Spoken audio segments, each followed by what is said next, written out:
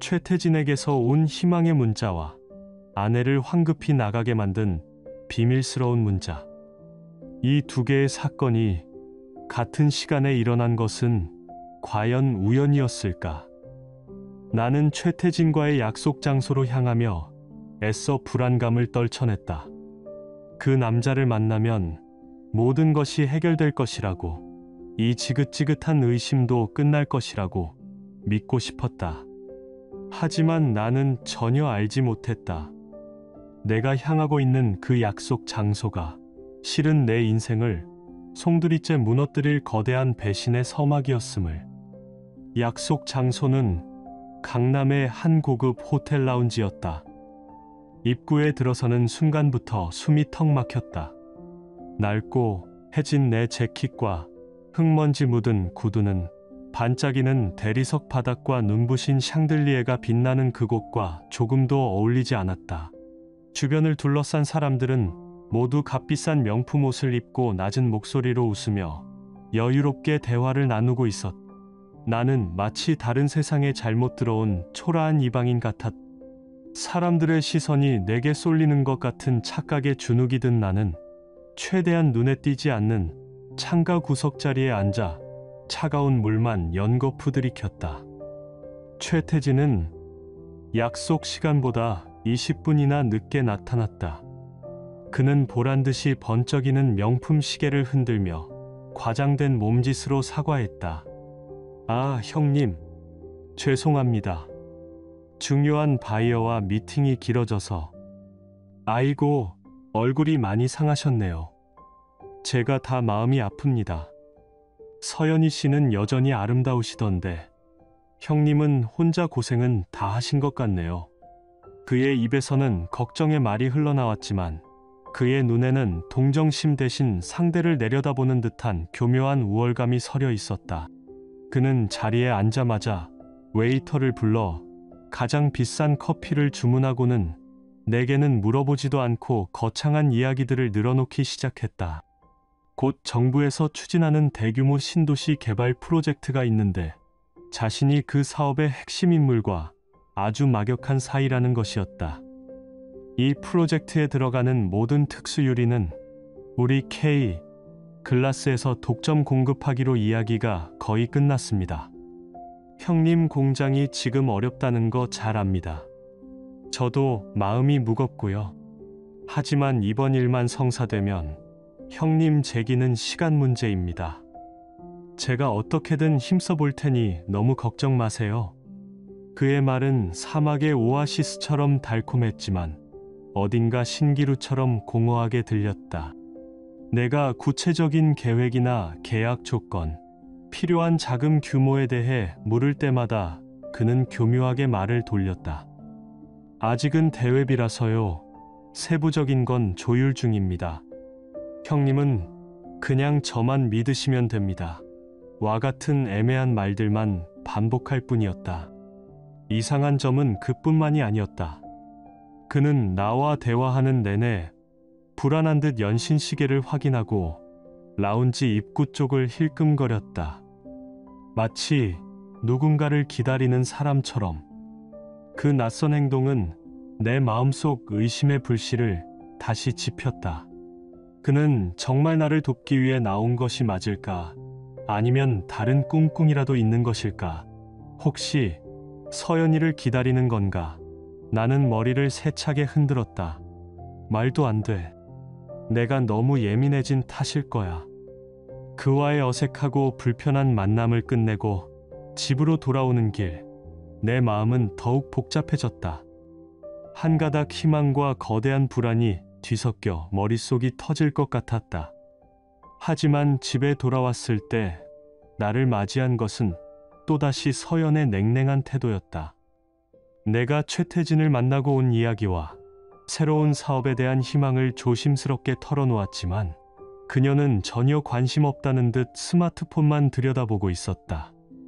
태진이가 큰 프로젝트를 물어왔어. 이것만 성사되면 우리 다시 일어설 수 있어. 당신 고생도 끝이야. 그래, 잘 됐네. 이번엔 제발 말로만 끝나지 않았으면 좋겠다.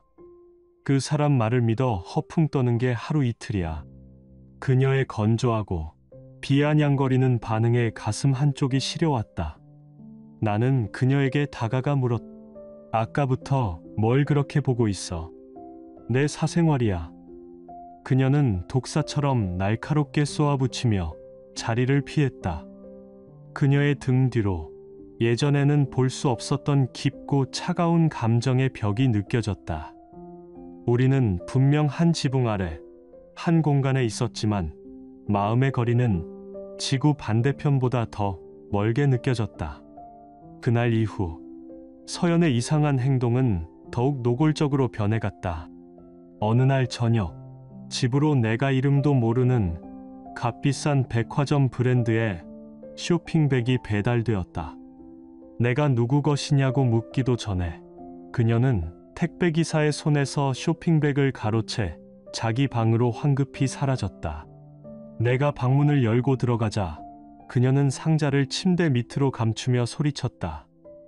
선물 받은 거야. 당신은 못 사주잖아. 그 말은 내 무능력함을 후벼 파는 잔인한 칼날이었다. 그녀의 전화기는 항상 무음이었고 내가 가까이 다가가면 화들짝 놀라며 화면을 감추기 바빴다. 사소한 일에도 그녀는 쉽게 짜증을 냈고 우리의 집은 그녀의 날카로운 신경질과 나의 무거운 침묵으로 가득 찼다. 변화는 거기서 그치지 않았다.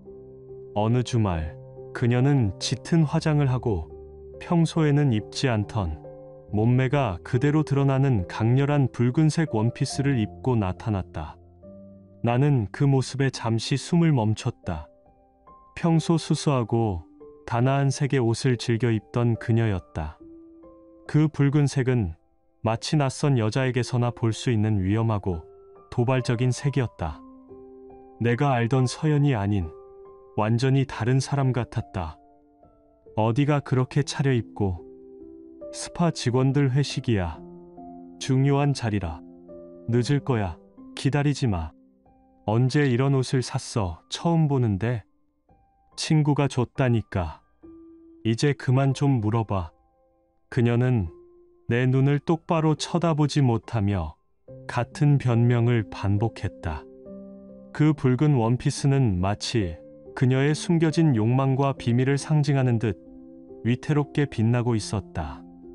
나는 차마 입 밖으로 내지 못할 의심들을 삼키며 낯선 향수 냄새를 남기고 떠나는 그녀의 뒷모습을 바라볼 수밖에 없었다. 그리고 며칠 후 내 마음을 산산조각 내는 일이 벌어졌다.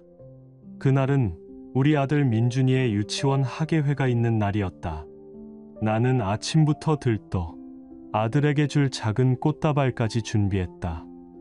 하지만 서연은 밤새 뒤척이더니 아침에는 몸이 좋지 않다는 핑계로 침대에서 나오지 않았다.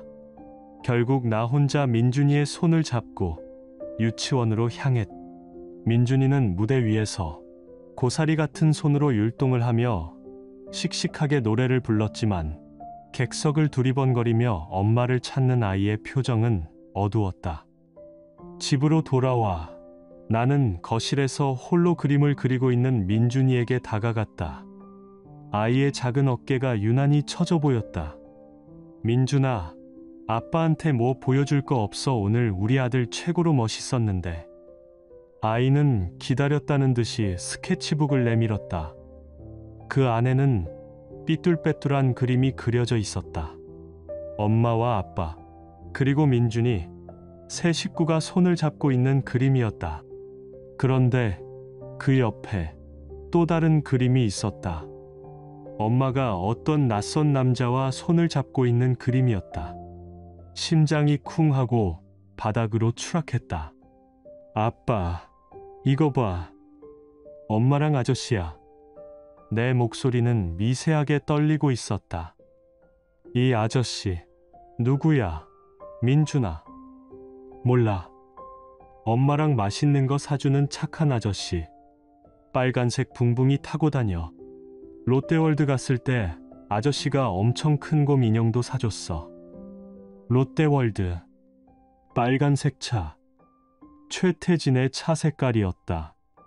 그리고 서연이 야근이라며 늦게 들어왔던 바로 그날, 민준이는 롯데월드에서 사온 것이라며 커다란 곰 인형을 자랑했었. 온몸에 피가 차갑게 식는 것 같았다. 아이의 순수한 눈에는 거짓이 없었다. 모든 조각들이 맞춰지고 있었다. 나는 애써 미소를 지으며 아이의 머리를 쓰다듬었다. 우리 아들, 상상력이 정말 풍부하네. 그림 잘 그렸다. 나는 민준이가 보지 않는 틈을 타 그림을 살짝 구겨 주머니에 쑤셔 넣었다. 아이의 그림이 이렇게나 잔인한 증거가 될 수 있다는 사실에 온몸이 떨려왔다. 그날 밤, 나는 잠을 이룰 수 없었다. 아이의 그림과 서연의 모든 이상한 행동들이 머릿속에서 괴물처럼 뒤엉켜 나를 잠식했다. 새벽녘, 지독한 갈증의 뒤척이다. 잠이 깼을 때 옆자리는 또 비어 있었다. 싸한 느낌의 나는 조용히 침대에서 일어나 거실로 나갔다. 베란다 문이 살짝 열려 있었고 그 틈으로 서연의 들뜬 웃음소리가 새어나왔다. 나는 숨을 죽이고 귀를 기울였다. 보고 싶어. 자기도 그 사람은 아직도 몰라. 답답한 사람이라. 당신이랑 있을 때가 진짜 나 같아. 그 순간 온 세상이 무너지는 것 같았다. 내가 발을 헛디뎌 화분에 부딪히며 작은 소리를 내자 그녀가 화들짝 놀라며 뒤를 돌아봤다. 그리고 너무 놀란 나머지 손에 들고 있던 비밀 스마트폰을 바닥에 떨어뜨렸다. 쨍그랑 하는 소리는 나지 않았지만 내 심장이 산산조각 나는 소리는 분명히 들렸다. 나는 천천히 다가가 바닥에 떨어진 스마트폰을 주워들었다. 화면은 아직 꺼지지 않은 채 밝게 빛나고 있었다. 그리고 그 화면 위로 그녀가 미처 지우지 못한 새로운 메시지의 알림이 떠올랐다. 자기야, 내일 저녁 시간 비워도 최고의 밤을 선물해 줄게. 심장이 멎는 것 같았다. 내 사랑. 그리고 그 옆에 붙어 있는 붉은 하트 이모티콘. 그것은 그 어떤 말보다 더 확실하고 잔인한 배신의 낙인이었다. 서연이 비명을 지르며 내게 달려들어 전화기를 낚아챘다. 뭐 하는 짓이야? 당신이 뭔데? 내 사생활을 캐의 부중 환자야. 지긋지긋해. 정말. 당신이 이렇게 무능력하니까 내가 숨이라도 쉬려고 하는 거 아냐. 내가 불행한 게 전부 당신 탓이라고. 그녀는 적반하장으로 소리쳤다. 죄책감으로 가득 차 있어야 할 그녀의 얼굴에는 나를 향한 분노와 경멸만이 가득했다. 나는 아무 말도 할 수 없었다. 그저 차가운 베란다 바닥에 주저앉아 가슴을 부여잡을 뿐이었다. 그날 이후 집안의 모든 공기는 유리 파편처럼 날카로워졌다. 우리의 침묵은 그 어떤 비명보다 더 시끄럽게 서로를 핥히었다. 며칠이 지났을까? 폐허가 된 공장 바닥에 넋을 놓고 앉아있던 내 주머니에서 전화기가 울렸다. 모르는 번호였다. 받을까 말까 망설이다 무심코 통화 버튼을 눌렀다. 수화기 너머로 성별을 알 수 없는 기계처럼 변조된 차가운 목소리가 흘러나왔다. 강지훈 씨, 누구시죠? 아직도 믿고 싶나 보지. 강지훈 씨, 당신 안에 보이는 게 전부가 아닐 텐데. 뭐라고요? 당신 누군데? 목소리는 비웃는 듯한 웃음소리와 함께 마지막 말을 뱉어냈다. 로얄 호텔 808호. 오늘 밤 직접 확인해봐. 용기가 있다면. 참아예. 전화는 일방적으로 끊겼다. 나는 한동안 멍하니 전화기를 귀에 대고 있었다. 로얄 호텔 808호. 익명의 목소리가 던진 잔인한 단서. 그것은 나를 시험하는 악마의 속삭임일까? 아니면 진실을 향한 마지막 안내일까? 심장이 미친 듯이 뛰기 시작했다. 가야 할까? 가서 이 모든 의심의 종지부를 찍어야 할까? 아니면 이대로 모른 척 이 위태로운 가정을 지켜야 할까? 내 안에서 두 개의 자아가 처절하게 싸우고 있었다. 하지만 나는 이미 알고 있었다. 진실이 무엇이든 나는 더 이상 예전으로 돌아갈 수 없다는 것을. 나는 자리에서 일어났다. 손은 떨렸지만 눈빛은 그 어느 때보다 단단하게 굳어 있었다. 그래, 가보자. 가서 내 눈으로 직접 확인하자. 내 아내의 진실, 그리고 내 불행의 끝을. 익명의 목소리가 던진 잔인한 단서. 그것은 나를 시험하는 악마의 속삭임일까? 아니면 진실을 향한 마지막 안내일까? 심장이 미친 듯이 뛰기 시작했다. 가야 할까? 가서 이 모든 의심의 종지부를 찍어야 할까? 아니면 이대로 모른 척 이 위태로운 평화를 유지해야 할까? 내 안에서 두 개의 자아가 처절하게 싸우고 있었다. 하지만 나는 이미 알고 있었다. 진실이 무엇이든 나는 더 이상 예전으로 돌아갈 수 없다는 것을. 나는 자리에서 일어났다. 손은 떨렸지만 눈빛은 그 어느 때보다 단단하게 굳어 있었다. 그래, 가보자. 가서 내 눈으로 직접 확인하자. 내 아내의 진실, 그리고 내 불행의 끝을.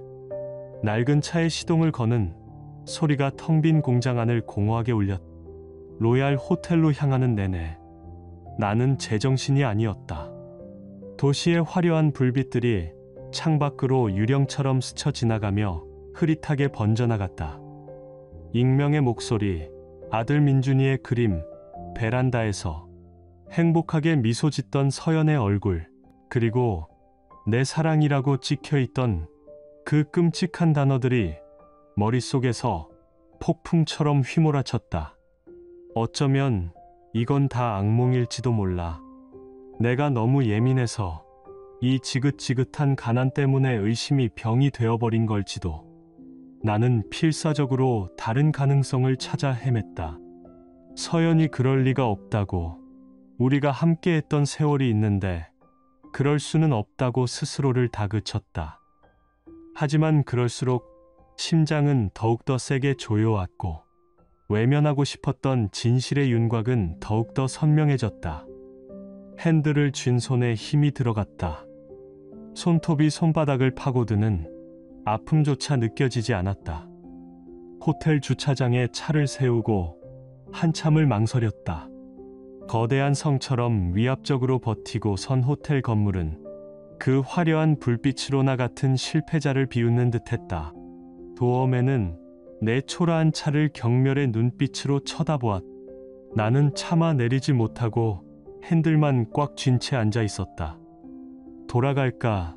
그냥 모든 걸 잊고 집으로 돌아가 아들 민준이의 잠든 얼굴을 보는 거야. 그러면 이 끔찍한 현실을 마주하지 않아도 될지 몰라. 하지만 그 순간 주머니 속에서 구겨진 아들의 그림이 거칠게 만져졌다. 엄마와 손을 잡고 있던 낯선 아저씨. 엄마랑 맛있는 거 사주는 착한 아저씨. 아이의 순수한 목소리가 환청처럼 귓가에 맴돌았다. 그 순수한 고발을, 아이의 상처를 외면할 수는 없었다. 나는 결심한 듯 차문을 열고 내렸다. 호텔, 로비는 다른 세상이었다. 나는 화려한 인파 속에서 보이지 않는 유령처럼 엘리베이터로 향했다. 금빛으로 번쩍이는 엘리베이터 문에 비친 내 모습은 너무나도 초라했다. 무심이요. 엘리베이터가 부드럽게 상승하는 동안 나는 거울에 비친 내 얼굴을 차마 마주볼 수 없었다. 며칠 사이 수십 년은 늙어버린 절망에 찌든 한 남자가 그 안에 서 있었다. 띵 하는 소리와 함께 문이 열리고 나는 길고 고요한 복도 위를 걸었다. 발소리마저 삼켜버리는 푹신한 카펫 위를 걷는 감각이 비현실적이었다. 오직 내 심장이 귀 옆에서 미친 듯이 울리는 소리만이 현실임을 알려주었다. 복도 양옆으로 늘어선 수많은 문들. 저 문들 너머에는 얼마나 많은 평범한 삶과 행복한 이야기들이 존재할까. 그리고 저 끝에 있는 하나의 문은 내 삶의 종말을 품고 있었다. 마침내 내 눈앞에 운명의 숫자가 나타났다. 빠발림바. 나는 문 앞에 서서 거친 숨을 골랐다. 안에서 희미하게 음악 소리와 함께 여자의 웃음소리가 새어나오는 것 같았다. 서연의 목소리. 익숙했지만 너무나도 낯선 교태 섞인 웃음소리였다. 온몸에 피가 역류하는 기분이었다. 나는 떨리는 손을 들어 문을 두드리려다 몇 번이나 멈췄다. 이 문을 여는 순간 내 삶은, 우리의 관계는, 모든 것은 돌이킬 수 없게 될 것이다.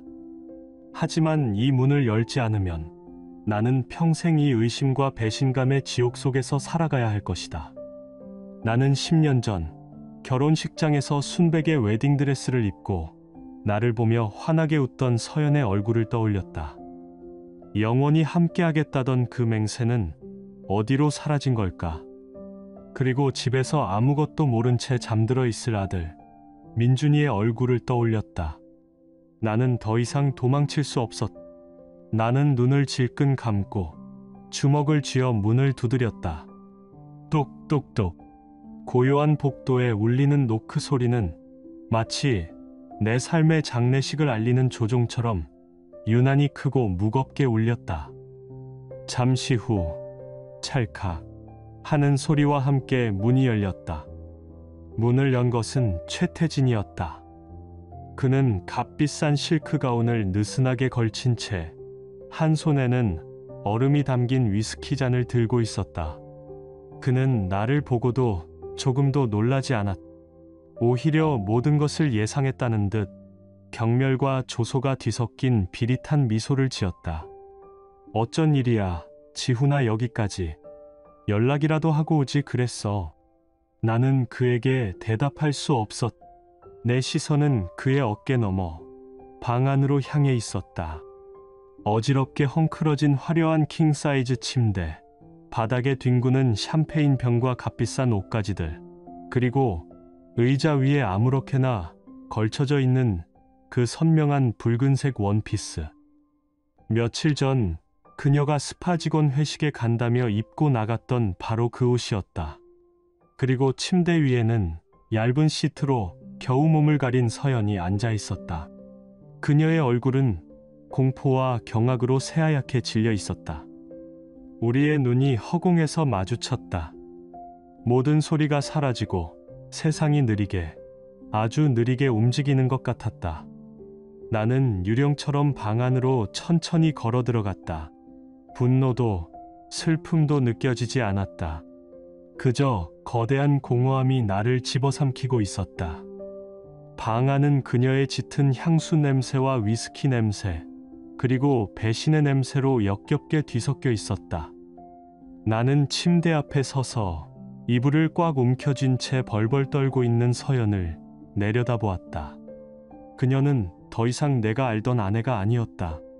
완전히 낯선, 타락한 여자였다. 나는 죽은 사람처럼 아무런 감정도 실리지 않은 목소리로 물었다. 왜?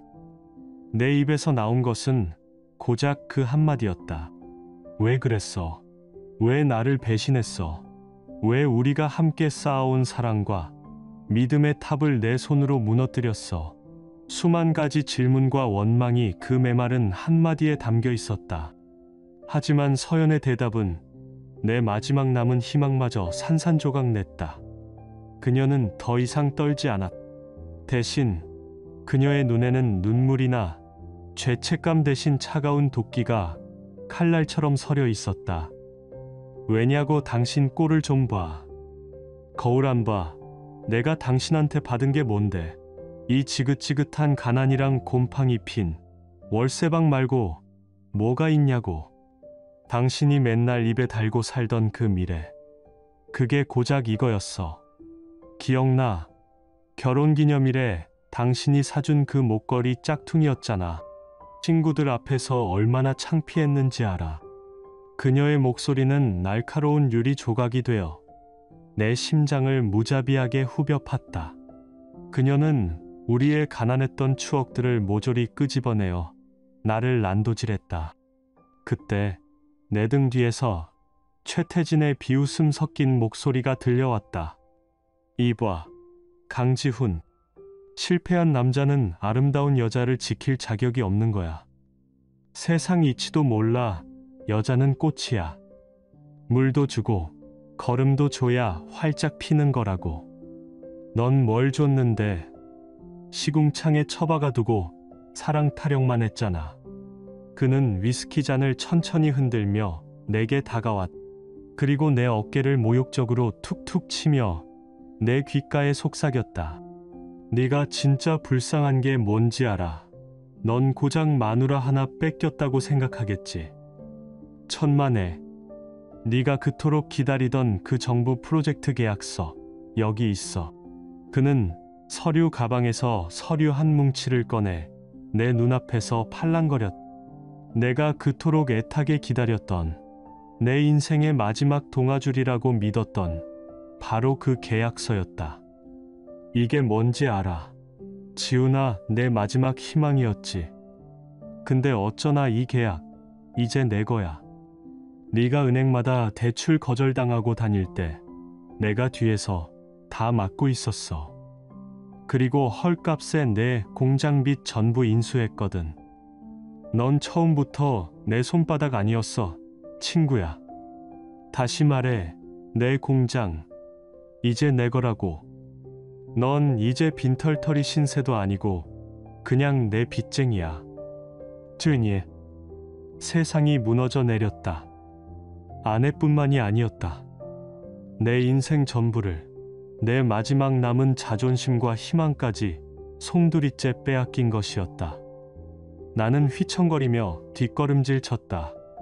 온몸에 힘이 빠져나가 그대로 주저앉을 것만 같았다. 모든 것이 그의 계획이었던 것이다. 내 아내를 유혹하고 내 희망을 미끼로 나를 농락하고 결국 내 모든 것을 빼앗아버린 악마의 치밀한 계획. 나는 핏기 없는 얼굴로 서연을 쳐다보았다. 그녀는 아무 말 없이 고개를 숙이고 있었다. 그녀의 침묵은 그 어떤 말보다 더 끔찍한 긍정이었다. 그녀도 모든 것을 알고 있었던 것이다. 최태진은 만족스러운 미소를 지으며 서류 가방에서 또 다른 종이를 꺼냈다. 이혼 서류였다. 이름과 주민등록번호까지 다 타이핑되어 있는, 미리 완벽하게 준비해둔 것이 분명했다. 자, 이것도 준비했지. 기왕 이렇게 된 거 깔끔하게 정리하는 게 좋잖아. 서로 시간 낭비할 필요 없지. 안 그래? 나는 아무 생각도 할 수 없었다. 손은 내 것이 아닌 것처럼 멋대로 움직였다. 나는 그가 내민 펜을 받아 들고 이혼 서류의 빈칸에 내 이름을 적어 내려갔다. 강, 지, 훈. 펜 끝이 종이를 긁는 소리가 방 안을 섬뜩하게 울렸다. 내 삶의 마침표를 찍는 소리였다. 나는 아무 감정 없이 서연에게 서류를 건넸다. 그녀는 조금의 망설임도 없이 서류를 받아들고 자신의 이름을 적었다. 유, 서, 연. 그녀의 손은 조금도 떨리지 않았다. 오히려 해방감마저 느껴지는 듯했다. 모든 것이 끝났다. 정말로. 나는 마지막으로 그녀에게 물었다. 가져가고 싶은 건 없어. 혹시나 하는 마지막 미련이었다. 아들 민준이의 사진이라도, 우리가 함께했던 시간의 작은 흔적이라도 가져가지 않을까 하는. 하지만 그녀의 대답은 내 마지막 남은 미련마저 칼로 베어냈다. 그녀는 방 안의 화려한 물건들을 둘러본 뒤 나를 경멸의 눈빛으로 쳐다보며 말했다. 없어. 여기 있는 것들이 이제부터 내가 가질 것들이야. 당신이랑 엮인 건 당신 집엔 가져갈 게 아무것도 없어. 전부 다 지긋지긋해. 그녀는 그렇게 말하고는 침대에서 일어나 최태진의 팔짱을 꼈다. 마치 아무 일도 없었다는 듯 너무나도 자연스럽게 두 사람은 나를 길가의 벌레 보듯 쳐다보며 방을 나섰다. 단 한 번도 뒤돌아보지 않았다. 복도에서 그녀의 교태 섞인 웃음소리가 희미하게 들려왔다. 나는 홀로 남겨졌다. 그녀의 짙은 향수 냄새와 그들의 비웃음 소리가 희미하게 남아있는 내 인생의 무덤이 되어버린 화려한 호텔 방에 나는 바닥에 주저앉았다. 눈물이 나오지 않았다. 소리를 지를 힘도 없었다. 그저 텅 비어버린 가슴에서 불어오는 시린 바람을 맞으며 그렇게 한참을 앉아 있었다. 어떻게 호텔을 빠져나왔는지, 어떻게 운전해서 집으로 돌아왔는지 기억나지 않는다. 칠흑 같은 어둠이 내려앉은 텅 빈 집에 들어섰을 때 나는 비로소 현실을 마주했다. 나는 아들 민준이의 방으로 향했다. 아이는 아무것도 모른 채 새근새근 숨을 내쉬며 천사 같은 얼굴로 잠들어 있었다. 나는 아이의 작은 손을 잡고 그 옆에 조용히 무릎을 꿇었다. 아이의 따뜻한 온기가 내 차가운 손으로 전해져 왔다. 그리고 그 순간 얼어붙었던 심장이 녹아내리며 참아왔던 모든 것이 터져나왔다. 내 입에서 나온 것은 통곡이 아닌 상처 입은 짐승의 울부짖음에 가까운 절규였다. 아빠가 미안해. 아빠가 모든 걸 잃었어. 미안해. 아들아, 정말 미안해. 나의 절규는 밤의 정적 속에 공허하게 흩어졌다. 나의 결혼은, 나의 사업은, 나의 인생은 그렇게 하룻밤 사이에 완벽하게 끝이 났다. 쟤만 남기고 모든 것이 불타버린 폐허 속에서 나는 이제 어떻게 살아가야 할까? 나의 절규는 밤의 정적 속에 공허하게 흩어졌다. 나의 결혼은, 나의 사업은, 나의 인생은 그렇게 하룻밤 사이에 완벽하게 끝이 났다. 쟤만 남기고 모든 것이 불타버린 폐허 속에서 나는 이제 어떻게 살아가야 할까? 그날 이후 세상은 색을 잃었다. 모든 것이 잿빛이었다. 며칠 뒤 나는 아들 민준이의 손을 잡고 우리가 살던 월세방에서 쫓겨났다. 이혼 서류의 잉크가 마르기도 전에 최태진은 모든 것을 빼앗아갔다. 집주인은 최태진에게 이미 두둑한 보증금을 받았다는 말과 함께 당장 방을 빼라고 소리쳤다. 우리는 단 몇 개의 낡은 가방만을 든 채 얼마 전까지 우리의 보금자리였던 정든 집에서 맨몸으로 내쳐졌다. 쾅 하고 문이 닫히는 순간 민준이가 울먹이며 내 옷자락을 잡고 물었다. 아빠, 우리 이제 어디서 살아? 엄마는 언제와 나는 차마 아이의 얼굴을 볼 수 없어 고개를 숙였다. 5살 배기 아들의 작고 여린 손을 잡고 나는 정처 없이 차가운 도시의 거리로 나섰다. 그것이 바로 지옥보다 더 지독했던 10년의 시작이었다. 강지훈의 10년 잿더미 속에서 피어난 불꽃. 처음 몇 년은 기억조차 희미하다. 너무나도 고통스러웠기에 내 뇌가 스스로 기억을 지워버린 것만 같. 그저 생존을 위한 처절한 몸부림의 연속이었다. 우리는 곰팡내 나는 햇볕도 들지 않는 반지하 단칸방에 겨우 몸을 뉘었다. 그곳에서의 첫날 밤, 나는 잠든 민준이를 끌어안고 소리 없이 울었다. 미안하다, 아들아. 아빠가 미안해. 그 말만을 수없이 되뇌었다. 나는 닥치는 대로 일했다. 낮에는 살을 내는 바람을 맞으며 건설 현장에서 벽돌을 날랐고, 새벽에는 낡은 오토바이를 타고 신문을 돌렸으며, 밤에는 취객들의 온갖 행패를 견디며 대리운전을 했다. 하루에 서너 시간 쪽잠을 자는 것이 전부였. 온몸이 으스러질 듯 아팠지만 잠든 아들의 새근거리는 숨소리를 들으면 칼날 같은 고통을 잠시나마 잊을 수 있었다. 아빠, 힘들어. 어느 폭우가 쏟아지던 날 밤, 비에 흠뻑 젖은 생쥐꼴로 귀가한 나를 보며 잠에서 깬 민준이가 눈을 비비며 물었다. 아이의 눈에는 걱정이 가득했다. 나는 애써 밝게 웃으며 아이의 젖은 머리를 쓰다듬었다. 아니, 우리 아들 볼 생각에 아빠는 하나도 안 힘들어. 천하장사야. 물론 거짓말이었다. 솔직히 모든 것을 포기하고 싶을 때가 한두 번이 아니었다.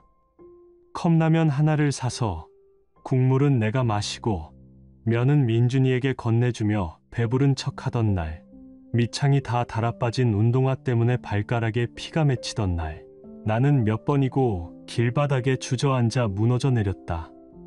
하지만 그때마다 나를 일으켜 세운 것은 민준이의 존재였다. 어느 날 내가 너무 힘들어 벽에 기댄 채 넋을 놓고 있자 민준이가 유치원에서 받아온 작은 초코파이 반쪽을 내 입에 넣어주었다. 아빠, 힘내.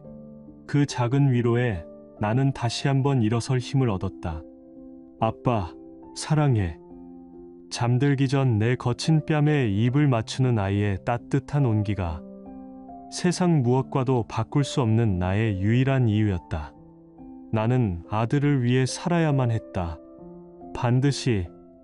절망의 끝에서 나는 내 유일한 기술이었던 유리 다루는 솜씨를 다시 살리기로 결심했다. 처음에는 고물상에서 주워온 자투리, 유리를 다듬어 동네 인테리어 가게 구석을 빌려 깨진 유리창을 갈아주는 일부터 시작했다. 단돈 몇 푼이라도 닥치는 대로 벌었다. 손은 늘 유리에 베어 상처투성이었지만 마음만은 편안했다. 그렇게 1년 동안 푼푼히 모은 돈으로 작은 중고 유리 절단기를 하나 샀다. 나는 그 기계를 보물처럼 닦고 또 닦았다. 밤낮으로 기계를 돌리며 싼 값에 맞춤 거울이며 식탁 유리를 만들어 팔았다. 나는 절대 속이지 않았다. 조금 손해를 보더라도 최고의 품질과 정직함, 그리고 성실함을 나의 무기로 삼았다. 저 사람은 절대 속이거나 대충하는 법이 없다는 입소문이 나기 시작하면서 작은 동네 가게에서 시작된 내 일은 점차 인근 지역으로까지 알려졌다. 이혼 후 5년이 지났을 때 나는 마침내 허름하지만 내 이름 석자를 건 가게를 얻을 수 있었다. 비록 낡은 창고를 개조한 보잘것없는 공간이었지만 지운 글라스라는 간판을 내걸던 날 나는 눈물을 펑펑 쏟았다. 그날 저녁 예전 공장에서 함께 일했던 직원 한 명이 수소문 끝에 나를 찾아왔다. 그는 내 두 손을 덥석 잡으며 말했다. 사장님, 다시 시작하시는 겁니까? 소문 들었습니다. 저도 함께하게 해주십시오. 사장님 밑에서 다시 일하고 싶습니다. 나는 그의 얼굴을 보며 또다시 뜨거운 눈물을 흘렸다.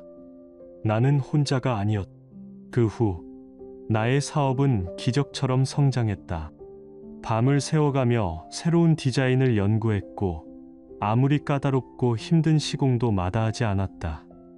차곡차곡 신뢰가 쌓이자 이전에는 이름도 댈 수 없었던 대형 인테리어 업체에서도 먼저 주문이 들어오기 시작했다. 나는 직원을 늘렸고 더 좋은 최신 기계를 들여왔다. 마침내 곰팡내 나던 반지하 단칸방을 벗어나 방 2개짜리 작은 아파트로 이사하던 날, 민준이는 자신의 방이 생겼다며 침대 위에서 기뻐서 펄쩍펄쩍 뛰었다. 나는 그 해맑은 모습을 보며 조용히 다짐했다. 아직 멀었다.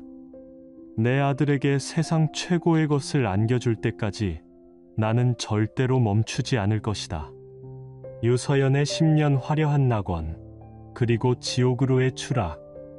한편 내가 지옥의 문턱을 넘나들며 피땀 흘려 희망을 쌓아 올리던 바로 그 시간, 유서연은 최태진과 함께 화려하지만 속은 텅 빈 천국에서 살고 있었다.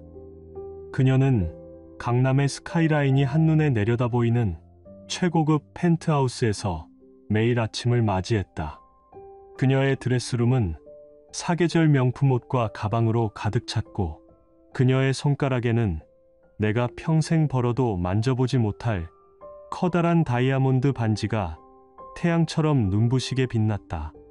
그녀는 최태진이 사준 빨간색 스포츠카를 몰고 다니며 강남 사교계 파티의 주인공으로 떠올랐다. 처음 몇 년간 그녀는 자신이 선택한 삶에 완벽하게 만족했다.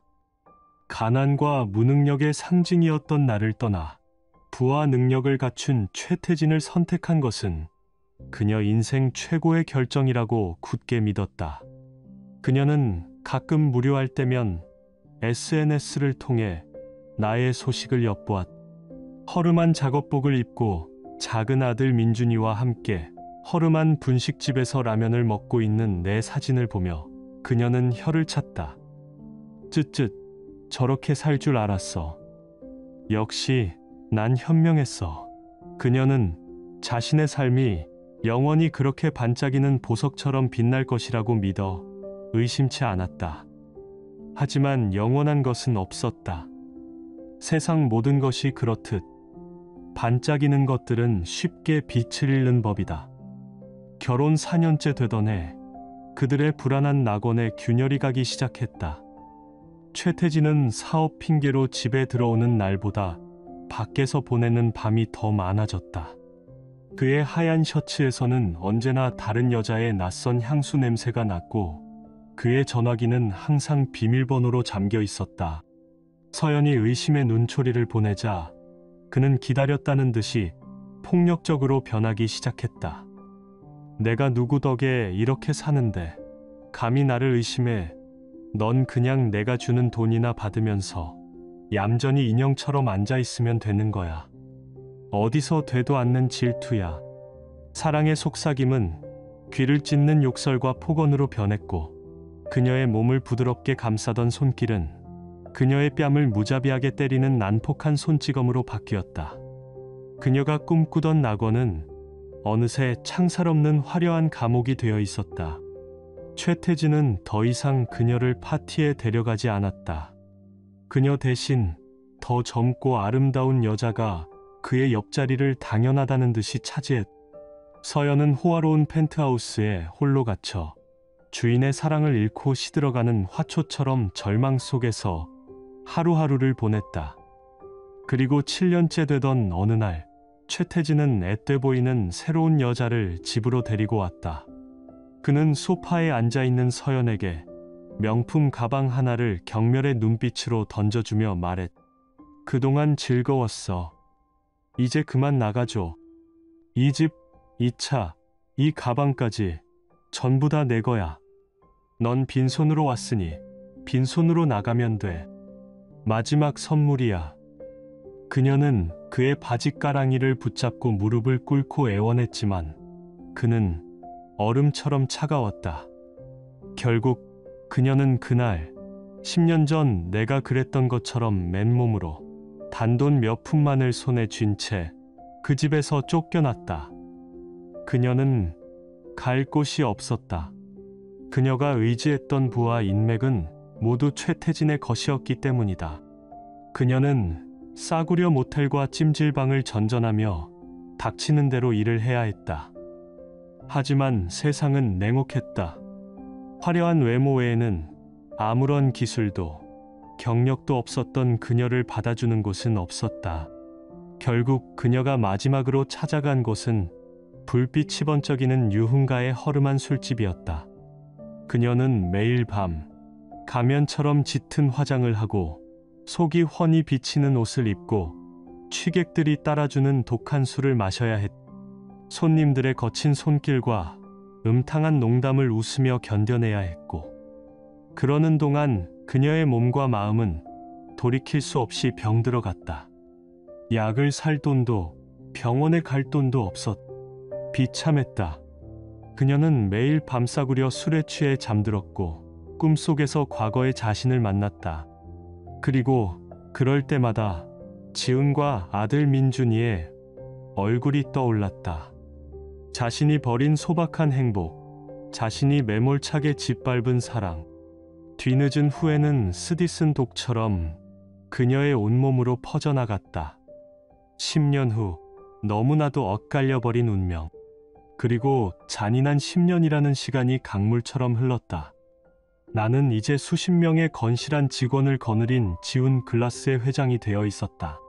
우리는 서울 근교의 넓은 정원이 딸린 그림 같은 2층 집으로 이사했다.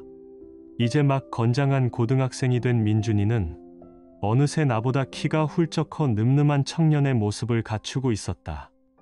어느 눈부시게 화창한 주말 오후, 나는 넓은 정원에서 민준이와 함께 웃으며 캐치볼을 하고 있었다. 아빠, 너무 살살 던지시는 거 아니에요. 전력으로 던져보세요. 이 녀석, 아빠 아직 안 죽었다. 받아라. 우리의 건강한 웃음소리가 푸른 잔디 위로 싱그럽게 퍼져나갔다. 나는 세상 모든 것을 가진 기분이었다. 더 이상 바랄 것이 없었다. 바로 그 순간 나는 무언가에 이끌린 듯 고개를 돌렸다. 우리 집을 둘러싼 높은 담장 너머로 한 여자가 위태롭게 서 있었다. 남루하고 해진 옷, 오랜 굶주림으로 깡마른 몸, 그리고 모든 것을 잃은 사람 특유의 절망으로 가득 찬 텅 빈 눈동자. 나는 숨을 멈췄다. 10년의 모진 세월이 그녀를 완전히 다른 사람으로 만들어 놓았지만 나는 한눈에 알아볼 수 있었다. 유서연. 한때 나의 세상이었고 나의 아내였던 여자. 그녀는 마치 길 잃은 유령처럼 자신이 버리고 떠난 행복의 풍경을 망연자실하게 바라보고 있었다. 그녀의 푹 꺼진 눈에서 굵은 눈물방울이 쉴 새 없이 흘러내렸다. 후회, 그리움, 그리고 감히 다가설 수 없는 처절한 절망. 그녀의 모든 감정이 서늘한 바람을 타고 내게로 고스란히 전해져 오는 듯했다. 우리의 시선이 허공에서 마주쳤다. 그녀는 화들짝 놀라며 나무 뒤로 몸을 숨기려 했다. 나는 아무 말도 아무 행동도 하지 못했다. 그저 캐치볼을 하던 공을 손에 든 채 10년 만에 내 앞에 불쑥 나타난 그녀를 바라볼 뿐이었다. 10년 전 나를 나락으로 밀어넣었던 잔인한 배신의 기억과 그럼에도 불구하고 마음 한구석에서 피어오르는 그녀를 향한 증오와 연민이 뒤섞여 내 안에서 거대한 소용돌이를 일으켰다. 그녀는 한참을 그 자리에서 서성이다. 이윽고 모든 것을 체념한 듯 떨리는 발걸음을 떼기 시작했다. 그녀가 향하는 곳은 바로 우리 집의 견고한 대문 앞이었다. 그녀의 위태로운 발걸음은 마치 그녀가 걸어온 지난 10년의 고통스러운 세월처럼 한없이 무겁고 고통스러워 보였다. 그녀는 과연 무슨 말을 하기 위해, 무슨 얼굴로 나를 찾아온 것일까? 그녀의 위태로운 발걸음은 마치 지난 10년의 고통스러운 세월처럼 무겁고 고통스러워 보였다. 그녀는 과연 무슨 말을 하기 위해, 무슨 얼굴로 나를 찾아온 것일까? 그녀의 떨리는 손이 마침내 초인종 버튼 위에 멈췄다. 그녀는 심호흡을 하고는 마지막 남은 모든 용기를 끌어모아 벨을 눌렀다. 딩동 하는 날카로운 초인종 소리가 스피커를 통해 집안 전체에 울려 퍼졌다. 정원에서 나와 함께 웃으며 뛰놀던 민준이가 공을 든 채 아무런 의심 없이 현관으로 달려갔다. 나는 본능적인 불안감에 아이의 뒤를 따랐다. 누구세요? 훌쩍 커버린 아들의 변성기 섞인 낯선 목소리가 인터폰 너머로 울렸다. 문을 활짝 연 민준이는 그 자리에 잠시 멈칫했다. 문 앞에는 세상의 모든 불행을 짊어진 듯한 잔뜩 겁에 질린 채 서 있는 낯선 여자가 있었다. 아이는 아무 감정 없는 목소리로 마치 길가의 이물질을 보듯 낯선 여자를 위아래로 훑어보며 차갑게 물었다. 누구 찾으세요? 그 순간 여자의 온 세상이 산산조각 나며 무너져 내리는 표정을 나는 보았다. 서연이었다. 그녀는 자신의 아들이 지난 10년 동안 꿈속에서도 사무치게 그리워했던 아들이 자신을 전혀 알아보지 못한다는 사실에 엄청난 충격을 받은 듯했다. 그녀의 입술이 파르르 떨렸지만 아무런 소리도 나오지 않았다. 그녀는 필사적으로 무언가 말을 하려 했지만 목구멍에서는 알아들을 수 없는 신음만이 새어나올 뿐이었다. 내가 현관으로 다가가자 나를 발견한 서연의 눈동자가 지진이라도 난 듯 격하게 흔들렸다. 그녀는 나를 지나쳐 민준이에게 한 발짝 다가서려 했지만 민준이는 질색하며 차갑게 한 걸음 뒤로 물러서며 내 등 뒤로 몸을 숨겼다. 아이의 눈에는 낯선 이에 대한 경계심과 본능적인 혐오감이 가득했다. 아빠, 누구야? 왜 저래? 저 아줌마. 나는 아무 말 없이 민준이의 어깨를 단단히 감싸 안았다. 나는 놀라지 않았다. 언젠가 이런 날이 올 것이라고 막연하게 예상하고 있었기 때문이다. 어쩌면 마음속 깊은 곳에서는 이 날이 오기를 기다렸는지도 모른다. 그녀가 자신의 선택이 얼마나 끔찍한 결과를 낳았는지 직접 확인하는 이 순간을 서연은 결국 무너져 내렸다. 그녀는 차갑고 딱딱한 대리석 바닥에 그대로 무릎을 꿇었다. 그리고 길 잃은 아이처럼 서럽게 울부짖기 시작했다. 여보, 잘못했어요. 내가 다 잘못했어요. 민준아, 엄마야, 엄마가 왔어. 우리 아들. 하지만 그녀의 처절한 절규는 굳게 닫힌 민준이의 마음을 열지 못했다. 오히려 아이는 더욱더 내 등 뒤로 파고들며 겁에 질린 목소리로 속삭였다. 아빠, 저 아줌마 무서워. 빨리 문 닫아. 우리 집에 저런 사람 필요 없어. 아들의 얼음장 같은 반응에 서연의 울음소리는 더욱더 처절해졌다.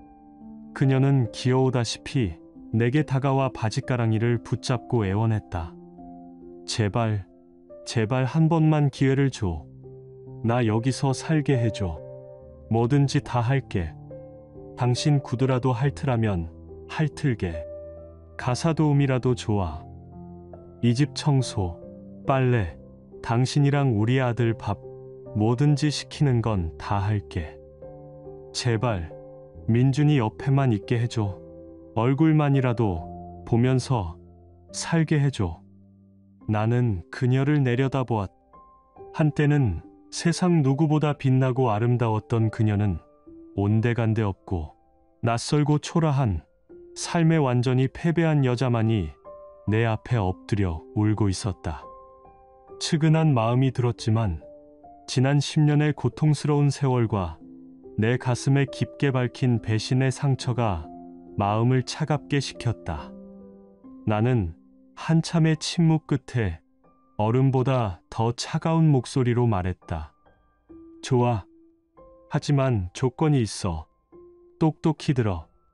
그녀가 고개를 들었다. 나는 그녀의 젖은 눈을 똑바로 쳐다보며 한 글자 한 글자 힘주어 말했다.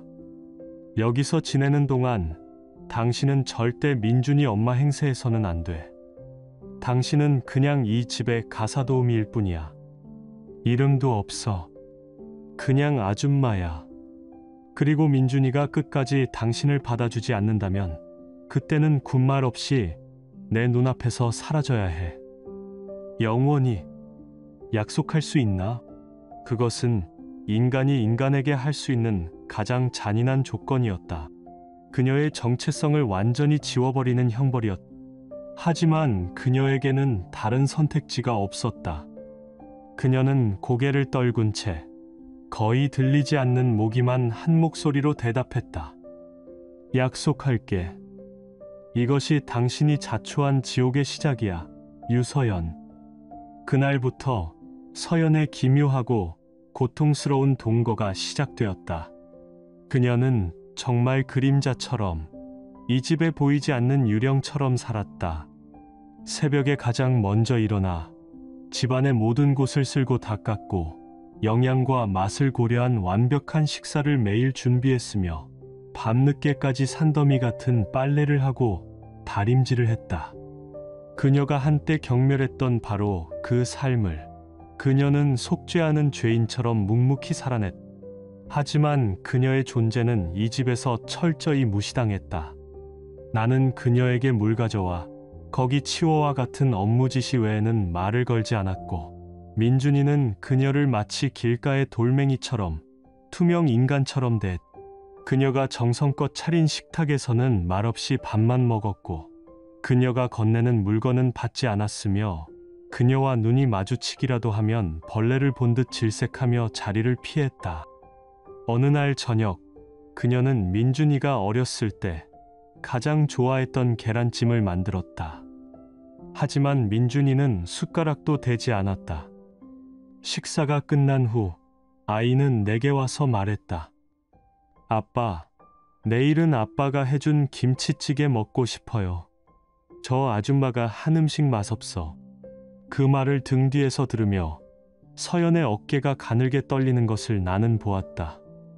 그녀는 밤마다 몰래 내 낡은 작업복에 해진 곳을 꿰매거나 민준이의 운동화를 깨끗하게 닦아놓곤 했다. 그녀는 그런 작은 행동들을 통해 자신의 죄를 씻어내려 하는 것 같았다. 거실 벽에는 나와 민준이가 함께 찍은 사진들로 가득했다. 그녀는 먼지를 닦는 척하며 사진 속에서 환하게 웃고 있는 민준이의 얼굴을 하염없이 쓰다듬곤 했다. 사진 속에는 당연히 그녀의 자리가 없었다. 그녀는 사진 액자 유리에 비친 자신의 초라한 모습을 보며 무슨 생각을 했을까?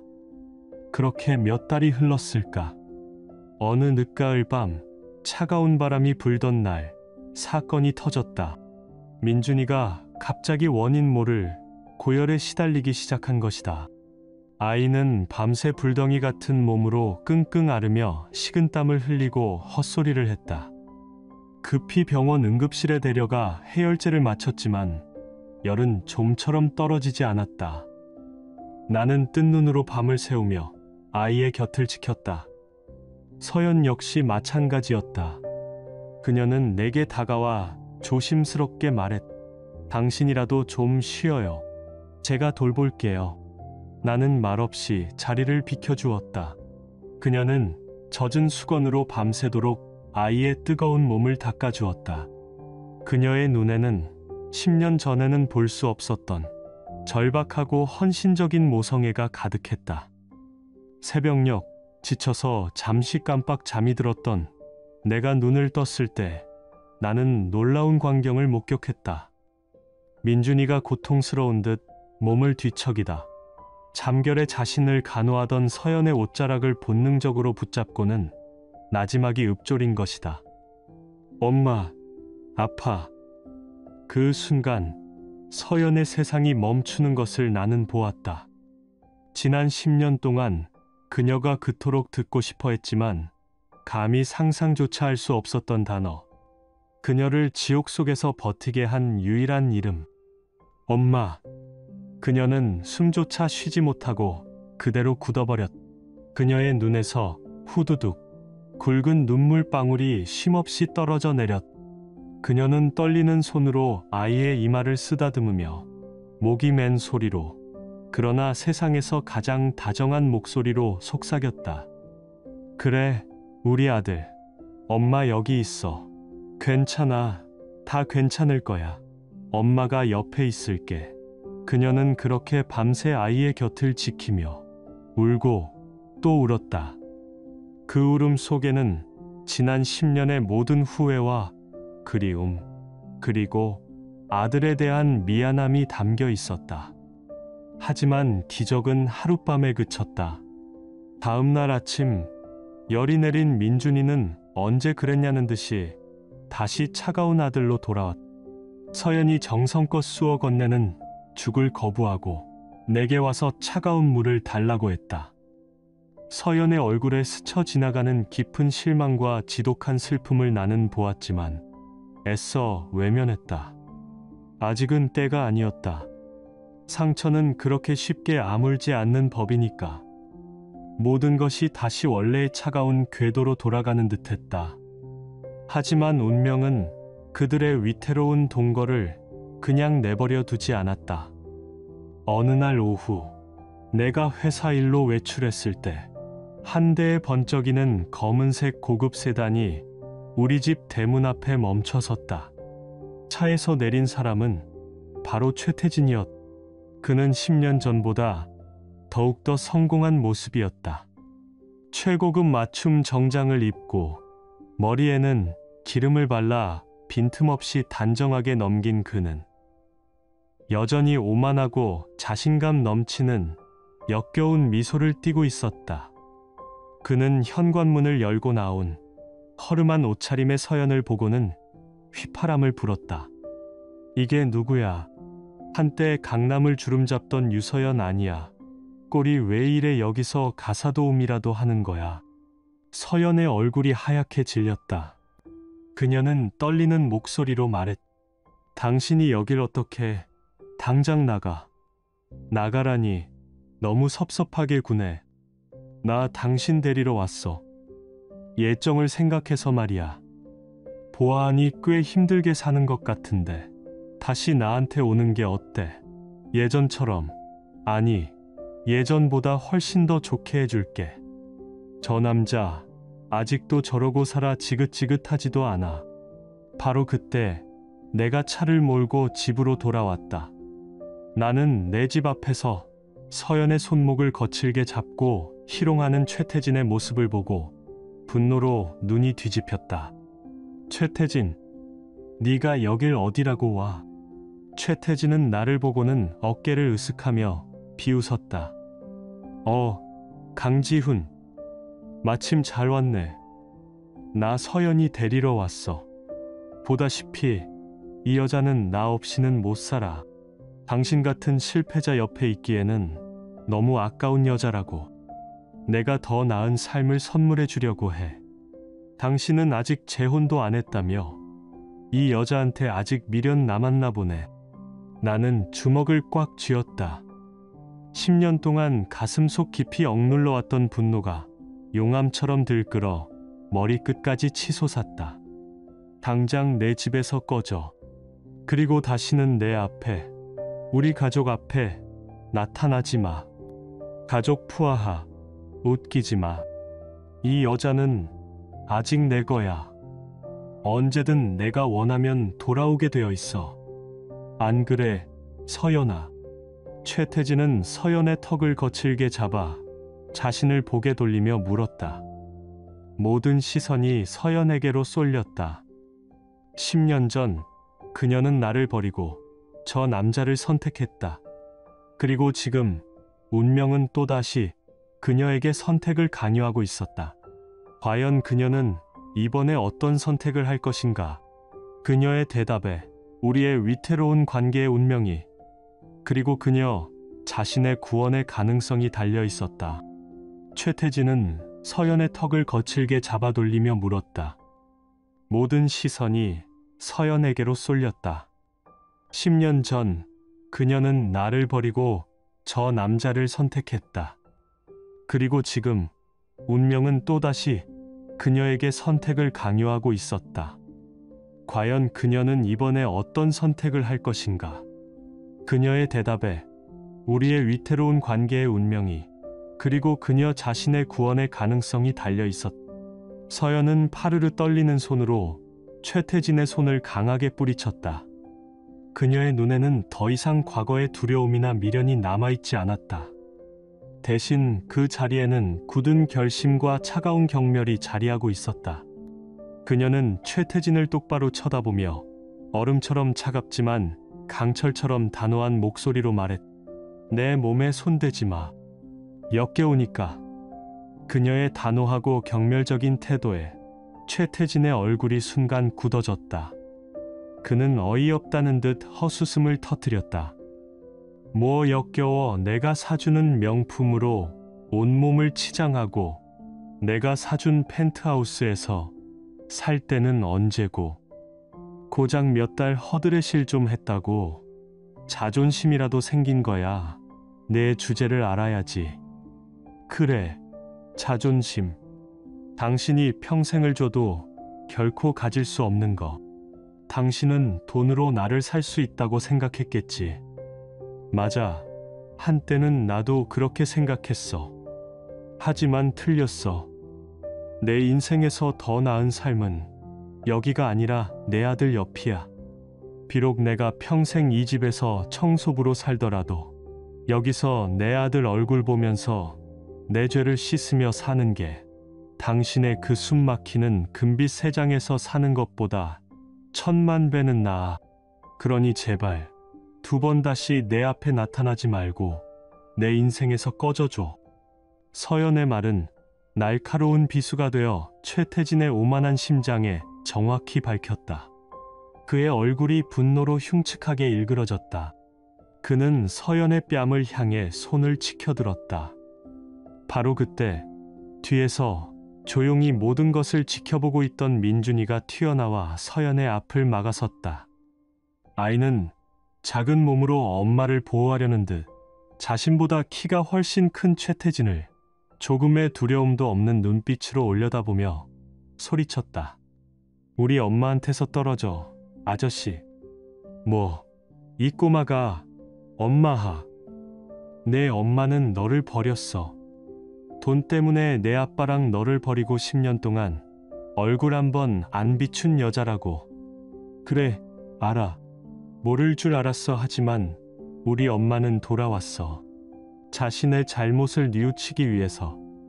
아저씨는 남의 가정을 망가뜨리고도 아직도 이렇게 뻔뻔하게 서 있잖아. 누가 더 나쁜 사람인지는 어린 내가 봐도 알겠는데 아저씨 같은 사람은 평생 용서받지 못할 거야. 민준이의 당돌하지만 뼈를 때리는 정곡을 찌르는 말에 최태진은 아무 말도 하지 못했다. 그는 분노에 찬 눈으로 우리 세 사람을 번갈아 쳐다보더니 결국 두고 봐. 반드시 후회하게 될 거야. 유서연. 이라는 저주 섞인 말을 남기고는 자신의 고급 세단에 올라타 미친 듯이 사라졌다. 최태진이 떠난 후 우리 세 사람 사이에는 길고 어색한 침묵이 흘렀다. 서연은 고개를 숙인 채 소리 없이 눈물만 뚝뚝 흘리고 있었다. 그때 민준이가 그녀에게 다가가 조심스럽게 손을 내밀었다. 그리고는 아직은 서툴지만 세상 가장 따뜻한 진심이 담긴 목소리로 말했다. 고마워요. 그렇게 말해줘서. 그 순간 서연은 다시 한번 무너져 내렸다. 그녀는 민준이를 끌어안고 어린아이처럼 목 놓아 울었다.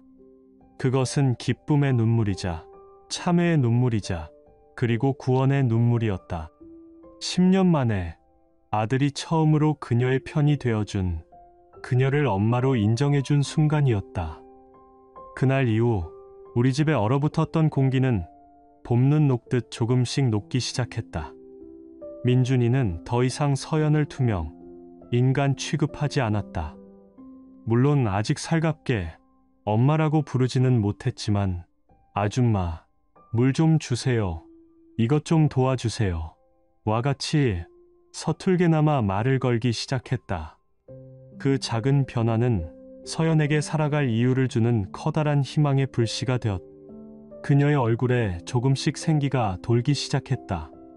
어느 날 학교에서 돌아온 민준이가 얼굴을 붉히며 서연에게 쭈뼛쭈뼛 종이 한 장을 내밀었다. 그것은 아이의 국어 시험지였다. 내가 아는 가장 용감한 사람이라는 주제의 작문 시험이었고 그 아래에는 100점이라는 커다란 빨간 동그라미가 선명하게 그려져 있었다. 서연은 떨리는 손으로 아들이 꾹꾹 눌러 쓴 글을 읽어 내려가기 시작했다. 내가 아는 가장 용감한 사람은 우리 엄마다. 사람들은 엄마가 10년 전에 나와 아빠를 버렸다고 말한다. 맞다. 엄마는 큰 실수를 했다. 그래서 나는 오랫동안 엄마를 미워했다. 하지만 엄마는 돌아왔다. 모든 것을 잃고 세상 모두에게 손가락질 받을 것을 알면서도 자신의 잘못을 바로잡기 위해 지옥 같았을 그곳으로 다시 돌아왔다. 도망치는 것은 쉽지만 돌아와서 자신의 잘못과 정면으로 마주하는 것은 정말 큰 용기가 필요한 일이라고 아빠가 말씀하셨다. 그래서 나는 우리 엄마가 세상에서 가장 용감한 사람이라고 생각한다. 그리고 나는 그런 엄마를 다시 사랑해보기로 결심했다. 글을 다 읽은 서연은 시험지를 피가 나도록 가슴에 품고 소리 없이 오열했다. 그것은 10년이라는 길고 어두운 터널을 견뎌온 그녀에게 주어진 세상 그 어떤 보석과도 바꿀 수 없는 값진 용서의 편지였다. 그날 밤 나는 서재에서 홀로 그 시험지를 몇 번이고 다시 읽어보았다. 내 마음속 깊이 밝혀있던 미움과 분노의 얼음덩어리가 아들의 따뜻하고 순수한 글씨 위로 흔적도 없이 녹아내리는 것을 느꼈다. 나는 조용히 서연을 불렀다. 그녀는 내 앞에 서서 죄인처럼 고개를 숙인 채 아무 말도 하지 못했다. 이제 당신을 미워하지 않아. 내 말에 그녀의 어깨가 가늘게 떨렸다. 그녀가 천천히 고개를 들었다. 그녀의 젖은 눈에는 희망과 불안이 뒤섞여 있었다. 하지만 다시 사랑할 자신은 없어. 당신을 여자로 다시 볼 수 있을지 솔직히 모르겠어. 내 마음속 상처는 아직 그대로 있으니까. 흉터는 아마 평생 가겠지. 나는 당신을 완전히 용서할 수는 없지만 이제는 받아들일 수는 있을 것 같아. 민준이 엄마로서의 당신을. 내 말 이해할 수 있겠어. 그것은 동화 속에나 나올 법한 완벽한 해피엔딩이 아니었다. 하지만 상처투성이인 우리가 선택할 수 있는 가장 현실적인, 그리고 우리에게는 최선의 결론이었다. 서연은 하염없이 눈물을 흘리면서도 처음으로 환하게 미소를 지었다. 그녀의 얼굴에서 지난 10년의 고통과 죄책감의 흔적이 처음으로 지워지는 것 같았다. 고마워요. 그것만으로도 충분해요. 나는 당신의 아내가 될 자격이 없어. 괜찮아. 그냥 평생 민준이 엄마로만 살게 해줘요. 그걸로 됐어요. 그날 이후 우리는 새로운 형태의 가족이 되었다. 서류상의 부부도 뜨거운 연인도 아니었다. 하지만 우리는 서로에게 그 누구보다 든든한 존재가 되어주었다.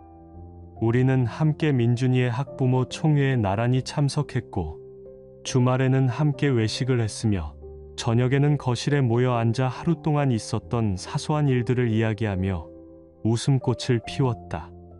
서연은 더 이상 눈치를 보지 않았고, 나는 더 이상 그녀를 밀어내지 않았다. 민준이는 서툴지만 엄마라고 부르기 시작했다. 어느 날 저녁 식사 시간, 민준이가 학교 축구 시합에서 결승골을 넣은 이야기를 신나게 하고 있었다. 나와 서연은 마주보고 앉아 흐뭇한 미소로 그런 아들의 모습을 자랑스럽게 바라보고 있었다. 더 이상 우리 사이에는 어색한 침묵이나 차가운 벽이 존재하지 않았다. 그 순간 나는 깨달았다. 용서란 과거의 잘못을 없었던 일로 만드는 마법이 아니라 지울 수 없는 그 상처까지도 끌어안고 함께 미래로 나아가는 것임을. 사랑이 사라진 자리에도 책임감과 신뢰, 그리고 가족이라는 이름으로 더 단단하고 성숙한 관계가 만들어질 수 있다는 것을. 우리의 이야기는 동화처럼, 그리고 그들은 영원히 행복하게 살았습니다. 로 끝나지 않을 것이다. 어쩌면 우리는 평생 서로의 흉터를 보듬고 때로는 과거의 아픔에 힘들어하며 살아가야 할지도 모른다. 하지만 한 가지 확실한 것은 우리는 더 이상 혼자가 아니라는 것이다. 법이나 이름으로 묶이지 않은, 하지만 세상 그 어떤 가족보다 더 끈끈한 이름 없는 가족. 그것이 바로 우리가 오랜 고통 끝에 찾은 새로운 행복의 형태였다. 이 이야기는 우리 모두에게 깊은 질문을 던집니다. 당신에게 가족이란 어떤 의미인가요? 그리고 진정한 용서란 무엇일까요? 이들의 이야기처럼 어쩌면 용서는 모든 것을 과거로 되돌리는 것이 아니라 상처에도 불구하고 새로운 미래를 함께 그려나가는 것일지도 모릅니다. 사랑은 변할 수 있지만 한번 맺어진 인연의 끈과 서로에 대한 책임은 쉽게 끊어지지 않는다는 것. 그것이 바로 이 길고 아픈 이야기를 통해 우리가 함께 배워야 할 삶의 소중한 교훈일 것입니다. 여러분의 생각은 어떠신가요? 댓글로 여러분의 이야기를 들려주세요.